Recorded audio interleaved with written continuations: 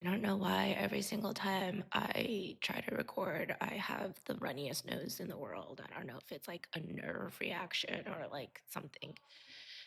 Okay, hold on. Vulnerabilities of pole dancing and being like in this industry. But two ways, right? Like one from a client perspective as a participant when you're just starting, and then the other one as an instructor, which I do want to talk about probably first. First of all, I think pole instructors are amazing. I really do. Um, and I think as a person coming into pole dancing, you know,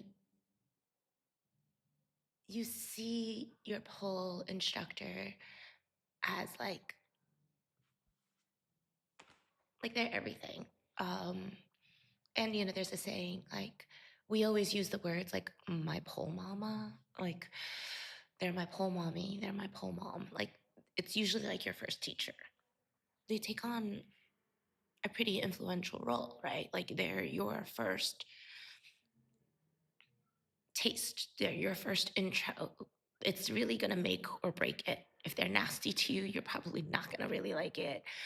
If they're kind to you, if they show you understanding, a lot of times the pole mom, the first teacher is like, you know what, the one that helps you not be scared.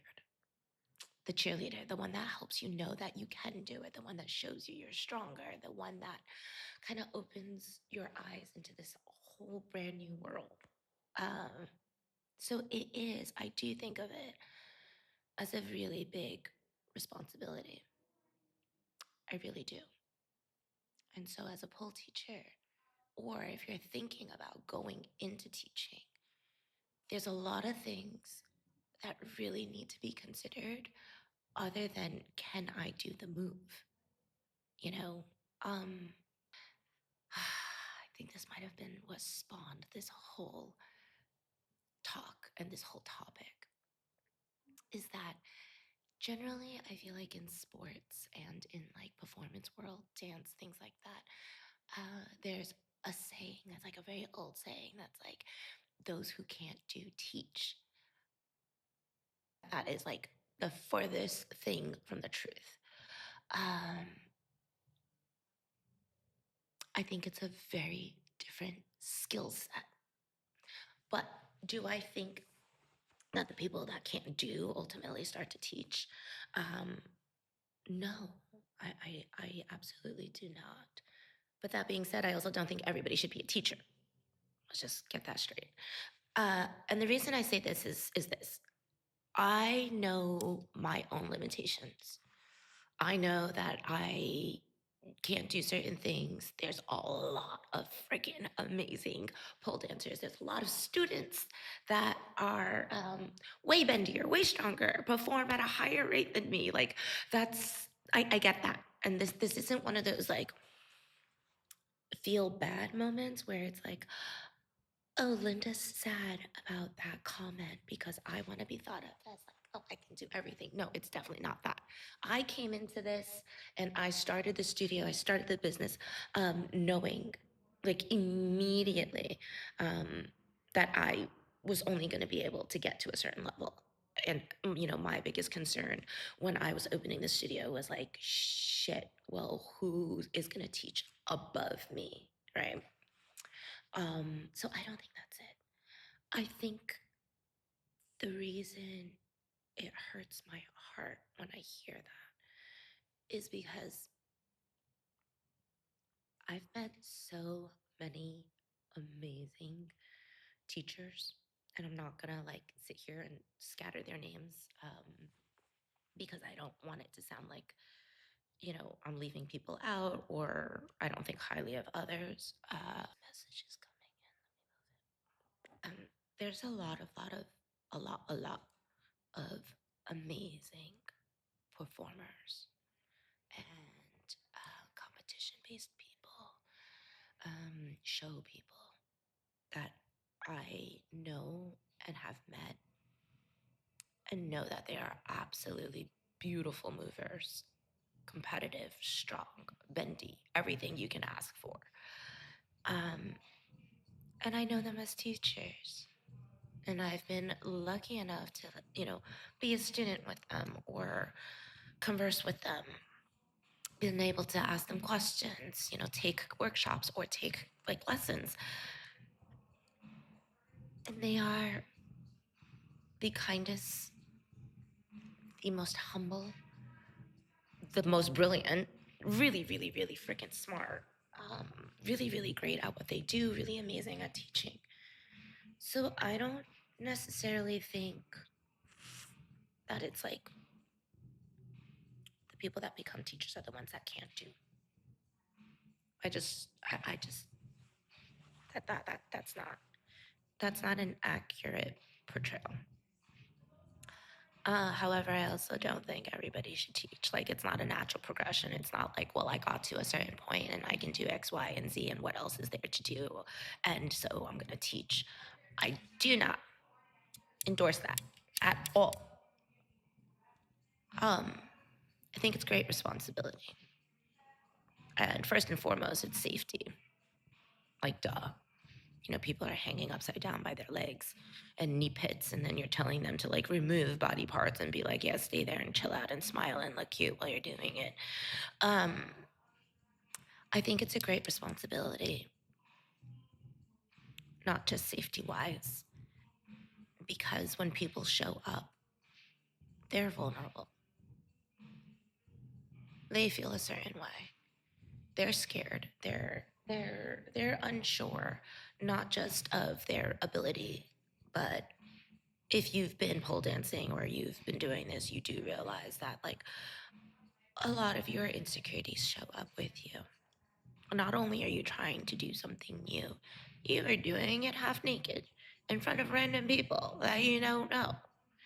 You know, um, there's this idea that like it's got to be sexy, and I'm not saying that it's not, and I'm not saying that it can't be, but like brutally honestly, and anyone who has been pole dancing will tell you this, there's a really not sexy layer to this. The learning process, the bruises, the fails. There's a lot of not cute things. The music in the back. Can you guys hear it? Happy Saturday. Um, I think it's a great responsibility to be able to kind of hold someone, not just physically so that they don't drop on their head, um, but mentally and emotionally in a space where they are unsure, right? So you're not trying to keep them safe from doing a trick. You're also trying to keep them pulled together so that they can learn about themselves. You're trying to keep space so that they can explore and self discover and make this process and make this movement truly theirs. And that takes a lot. That takes a lot of not having an ego because you are not pushing them out to be mini yous. You are not pushing them out to be like, you're going to be my protege. Or wait, hold on. Let me back up. That's how I teach. I can't talk for anybody else. And I think ultimately that's the goal. I think it takes also a different side of the brain.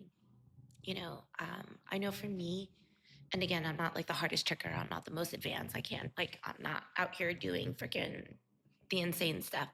But I just know that for me, there is the side of my brain that teaches. And then there's the side of my brain that is a student and is training and trying to do for myself.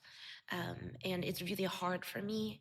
I've noticed that after years, it's really hard for me to go from teaching into my own practice.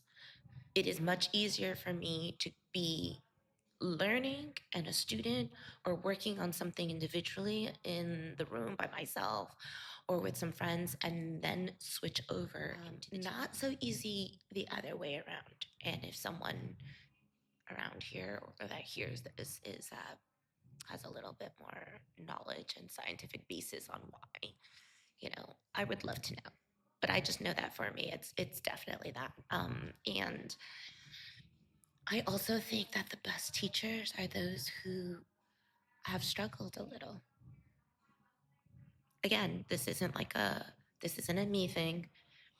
I just think that when you've workshopped something, when you've tried it so many different ways, when you yourself like were unsure of it and you had to kind of self-teach or figure it out, your level and your ability to teach it then to someone else is very different, right? If you do a trick, you nail it, and you're a talented dancer or you're a talented mover, and that's just kind of like your experience, that's great and that's amazing. And I'm not down talking that. But it becomes a little bit difficult to kind of break it down or to troubleshoot or to look at it from a different angle, right? And to see another person struggle, especially if they're a different body type, if they are a different background, if they are a different proportion in limbs. Oh my God, forget it. That is really, really, really, really difficult. If they are coming in from a different capacity of strength and experience, it changes things. And I will say this: a good teacher will always, always meet you at your level. No shame involved, no judgment. You will get there. You will get there one day. Maybe it's not today, and maybe it's not tomorrow. It might take some time, but you know what? We'll get there, right? And then if along the way we find that there is truly something where, that's out of your wheelhouse, whether it's hypermobility, lack of mobility, right? There are certain things that because of injuries or because of our body structure, you know, we don't have access to, and that's okay. Um, okay.